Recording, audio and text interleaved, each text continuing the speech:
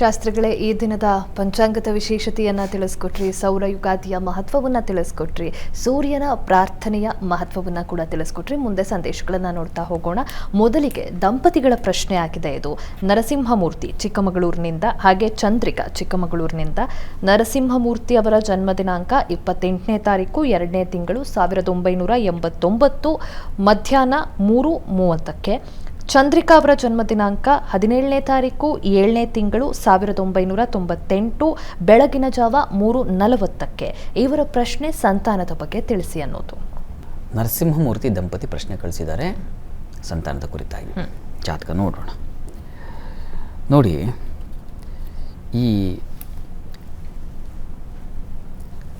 ನರಸಿಂಹ ಮೂರ್ತಿಯವರೇ ತಮ್ಮ ಜಾತಕ ಗಮನಿಸಿದ್ರೆ ತಮ್ಮದು ಮಿಥುನ ಲಗ್ನದಿಂದ ಪಂಚಮಾಧಿಪತಿ ಶುಕ್ರ ನಿಮ್ಮ ಜಾತಕದಲ್ಲಿ ಭಾಗ್ಯಸ್ಥಾನದಲ್ಲಿ ಉಚ್ಚಾಭಿಲಾಷಿ ಹೌದು, ಆದರೆ ಅವನು ಮೌಢ್ಯನಾಗಿದ್ದಾನೆ.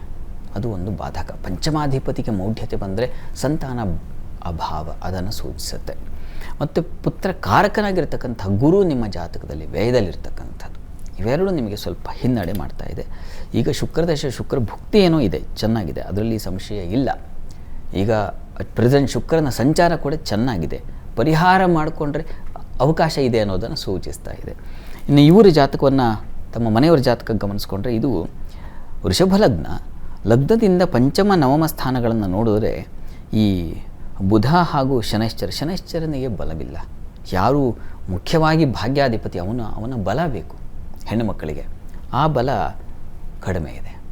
ಇನ್ನು ಪಂಚಮಾಧಿಪತಿ ಕೂಡ ಸ್ವಲ್ಪ ವೀಕ್ ಆಗಿದ್ದಾನೆ, ಚಂದ್ರನ ಮನೆಯಲ್ಲಿರೋ ಕಾರಣದಿಂದಾಗಿ. ಹೀಗಾಗಿ ಎರಡೂ ಜಾತಕಗಳನ್ನು ಗಮನಿಸಿಕೊಂಡ್ರೆ, ನಾನು ಹೇಳ್ತಾ ಇದ್ದೀನಿ, ಇಲ್ಲಿ ಪಂಚಮ ಸ್ಥಾನಕ್ಕೆ ಗುರುದೃಷ್ಟಿ ಇದೆ. ತುಂಬ ಸೂಕ್ಷ್ಮವಾಗಿ ಗಮನಿಸಿದಾಗ ಫಲವಿಲ್ಲ ಅನ್ನೋ ಅರ್ಥ ಅಲ್ಲ, ಫಲಕ್ಕೆ ಕೊಂಚ ತೊಡಕುಗಳಿದ್ದಾವೆ ಅನ್ನೋದನ್ನು ಸೂಚಿಸ್ತಾ ಇದೆ. ಹೀಗಾಗಿ ಒಂದು ಗುರುಚರಿತ್ರೆ ಪಾರಾಯಣ ಮಾಡಿಸ್ತಕ್ಕಂಥದ್ದು, ಎರಡನೇದು ವಿಷ್ಣು ಸಹಸ್ರನಾಮ 108 ದಿವಸ ನಿರಂತರವಾಗಿ ಪಾರಾಯಣ ಮಾಡಿಸಿ 108ನೇ ದಿವಸ ಒಂದು ವಿಷ್ಣು ಸಹಸ್ರನಾಮ ಹವನ ಮಾಡಿ, ತುಂಬ ಸಹಾಯವಾಗುತ್ತೆ, ಫಲಸಿದ್ಧಿ ಆಗುತ್ತೆ. ಆ ಭಗವಂತ ನಿಮಗೆ ಅದನ್ನು ಕರುಣಿಸಲಿ, ಒಳ್ಳೆಯದಾಗಲಿ. ಮುಂದಿನ ಪ್ರಶ್ನೆ ಶಾಸ್ತ್ರಿಗಳೇ, ಸೋಮಶೇಖರಯ್ಯ ಅಂತ ಬಾಗಲಕೋಟೆಯಿಂದ. ಇವರ ಜನ್ಮ ದಿನಾಂಕ 7ನೇ ತಾರೀಕು 7ನೇ ತಿಂಗಳು 1981, ಸಮಯ 11:25 ರಾತ್ರಿ. ಇವರ ಪ್ರಶ್ನೆ ಮದುವೆ ಬಗ್ಗೆ ತಿಳಿಸಿ ಅನ್ನೋದು. ಸೋಮಶೇಖರಯ್ಯ ಅವರ ಪ್ರಶ್ನೆ ವಿವಾಹಕ್ಕೆ ಸಂಬಂಧಿಸಿದೆ. ಜಾತಕ ನೋಡೋಣ, ಯಾಕೆ ಇಷ್ಟು ವಿಳಂಬ ಆಗಿದೆ ಅನ್ನೋದನ್ನು ಗಮನಿಸೋಣ. ನೋಡಿ, ತಮ್ಮದು ಮೀನ ಲಗ್ನದಿಂದ ಸಪ್ತಮಾಧಿಪತಿ ಬುಧ ನಿಮ್ಮ ಜಾತಕದಲ್ಲಿ ಒಳ್ಳೆಯ ಕ್ಷೇತ್ರದಲ್ಲಿದ್ದಾನೆ, ಸಂಶಯ ಇಲ್ಲದಲ್ಲಿ. ಆದರೆ ಸಪ್ತಮ ಸ್ಥಾನ ನಿಮಗೆ ಅಷ್ಟು ಅನುಕೂಲಕರವಾಗಿಲ್ಲ. ಕಾರಣ ಏನಪ್ಪ ಅಂದರೆ, ಒಂದು ಅಲ್ಲಿ ಸಪ್ತಮದಲ್ಲಿ ಶನೈಶ್ಚರ, ಗುರು ಹಾಗೂ ಚಂದ್ರರಿದ್ದಾರೆ.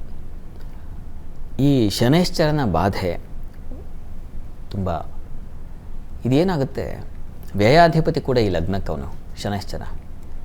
ದುಸ್ಥಾನಪೋ ಯದ್ ಭವನ ಸ್ಥಿತೋವ ತದ್ಭಾವಸ್ಯ ವಿನಾಶನ ಅಂತ ಶಾಸ್ತ್ರ ಹೇಳುತ್ತೆ. ದುಸ್ಥಾನದ ಅಧಿಪತಿಗಳು ಅಲ್ಲಿದ್ದರೆ ಅದು ಅತಿಯಾದ ತೊಂದರೆಯನ್ನೇ ಉಂಟು ಮಾಡುತ್ತೆ ಅಂತ.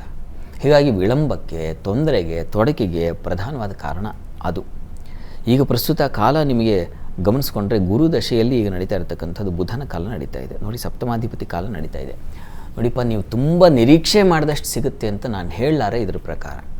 ಆದರೆ ಈಗ ಆ ಸಪ್ತಮಾಧಿಪತಿ ಕಾಲ ನಡೀತಾ ಇರೋದ್ರಿಂದ ತಕ್ಕ ಮಟ್ಟಿಗೆ ನಿಮಗೆ ಸಮಾಧಾನ ಫಲ ಅಂತೂ ಖಂಡಿತ ಇದೆ. ಹೀಗಾಗಿ ಪ್ರಯತ್ನ ಮಾಡಿ, ನಿಮ್ಮ ವಯಸ್ಸಿಗೆ, ಆ ವಯಸ್ಸಿಗೆ ತಕ್ಕನಾದದನ್ನು ಹುಡುಕೋ ಪ್ರಯತ್ನ ಮಾಡಿ. 2025 ಜನವರಿವರೆಗೆ ಅವಕಾಶ ಖಂಡಿತ ಆಗುತ್ತೆ ಅಂಥದ್ದೊಂದು ದಾರಿಯನ್ನು ಸೂಚಿಸ್ತಾ ಇದೆ ಈಗ ಸಪ್ತಮಾಧಿಪತಿ. ಹೀಗಾಗಿ ಅನುಕೂಲ. ಈ ಗ್ರಹ ಶಾಂತಿ ಮಾಡಿಸ್ಬೇಕು, ಶನಿ, ಗುರು ಹಾಗೂ ಚಂದ್ರ ಶಾಂತಿ ಮಾಡಿಸಿ ಪ್ರಯತ್ನ ಮುಂದುವರಿಸಿ, ಒಳ್ಳೆಯದಾಗಲಿ ತಮಗೆ. ಸಂದೇಶಗಳಿಗೆ ಪರಿಹಾರಗಳನ್ನು ತಿಳಿಸ್ಕೊಟ್ರಿ ಶಾಸ್ತ್ರಿಗಳೇ. ಈಗ ಮುಂದೆ 12 ರಾಶಿಗಳ ಫಲಾಫಲಗಳನ್ನು ನೋಡೋಣ. ಅದಕ್ಕೂ ಮುಂಚೆ ಒಂದು ವಿರಾಮ ತಗೊಂಡು ಬರೋಣ. ಜಾತಕ ಫಲ ವಿಶೇಷ ಕಾರ್ಯಕ್ರಮ ಮುಂದುವರಿಯುತ್ತೆ ಪುಟ್ಟ ವಿರಾಮದ ಬಳಿಕ.